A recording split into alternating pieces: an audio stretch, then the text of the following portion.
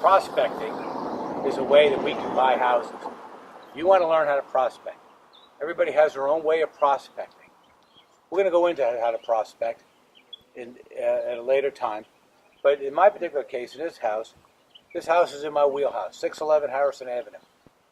I told you earlier that I wanted to buy many properties on a certain street in my wheelhouse so that I can control not only the condition of the properties, but the rent. I get to know the neighborhood. So several years ago, I had an eye on this house.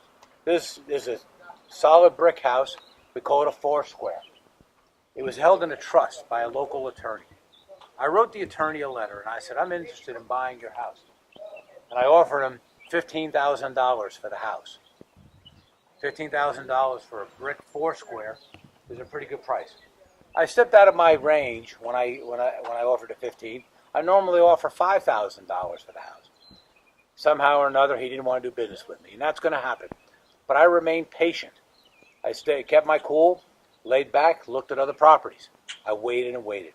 A friend of mine bought the house. I think he paid $12,000 for the house.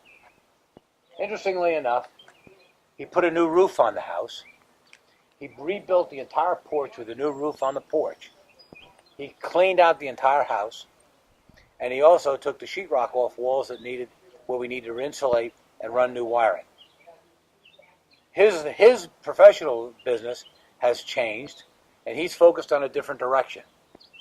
I offered him $11,000 for the house, and I was able to buy the house for $11,000. Now, remember, I offered $15,000 to the lawyer, who ended up selling it for $12,000, and my friend, and you put the value on it if you like, what's the roof going to cost you? I'm not sure I'm able and willing to climb on top of that roof and build a roof up there, but he got it done. That's $2,000 or $3,000. Rebuilding the porch, another $2,000 or $3,000. Cleaning it out, the inside, preparing it for renovation, another $2,000 or $3,000. So in my estimation, my friend put $10,000 in the property.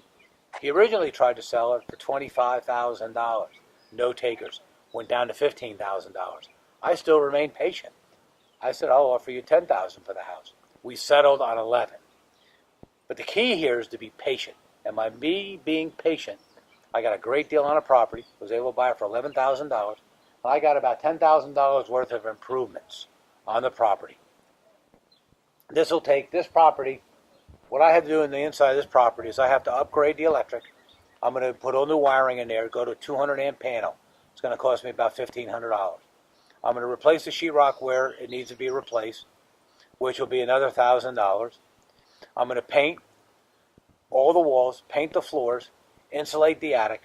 I'm about $2,000 or $3,000. So overall, to renovate this property and put a family in there, I will have a 5-bedroom, 2-bath, and I won't have more than $5,000 in renovation of the property. So I'll have no more than $16,000, $17,000 in this property. Its value, tax value, is about $50,000. I'm not going to sell it right away. I'm going to keep the house for 3 or 4 years, rent it, and get my investment back out of the house.